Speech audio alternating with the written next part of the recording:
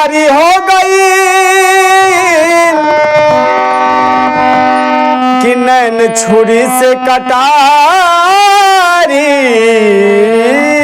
हो गई कि नैन छुरी से कटारी हो गई। रूप के दुनिया पुजारी हो गई। केहू नजरिया में आके जब बस जाला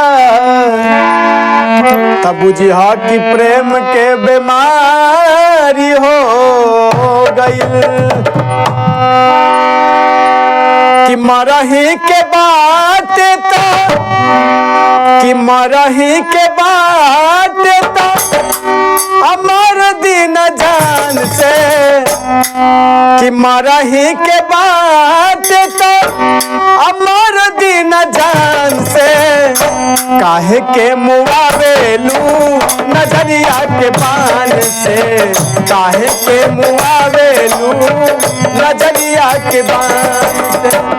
मरही के बात मरही के बात मर दिन जान से मरही के बात मर दिन जान से काहे के मुआवेलू नजरिए के बान से काहे के मुआवेलू नजरिया के बान से।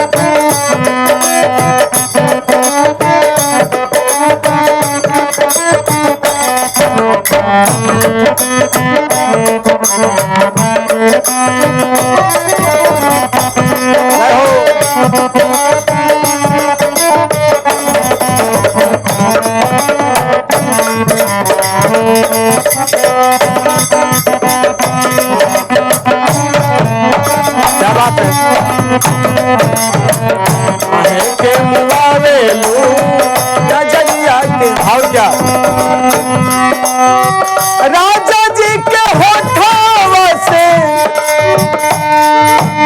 ओ होठ जब सती राजा जी के होठवा से होठ जब सती अब भोपुर भोपुर बारी हमारा दिलवा के बाती भोपुर भोपुर बारी हमारा दिलवा के बाती।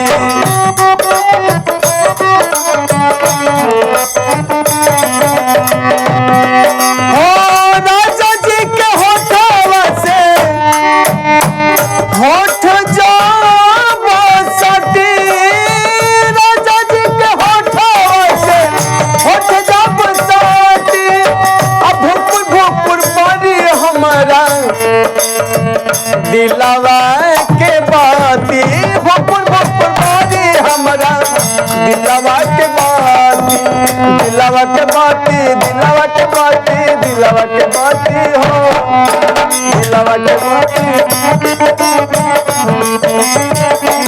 राजा जी के होठवा से होठ जब सती अब भोपुर भोपुर बारी हमारा दिलवा के बाती भोपुर भोपुर बारी हमारा दिलवा के बाती। और क्या रात भर लभके दरियावे में रात भर लभके दरियावे में मेहान होके दी आज राजा जी के कोरवे में जवान होके आज राजा जी के कोरवे में जवान होके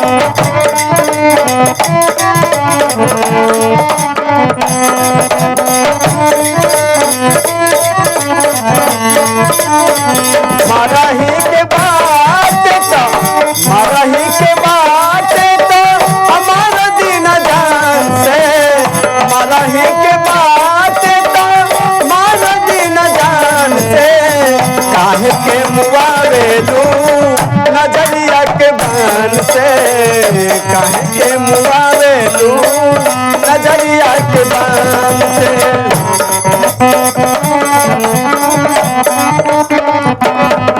काहे के मुआवेलू नजरिया के बान से काहे के मुआ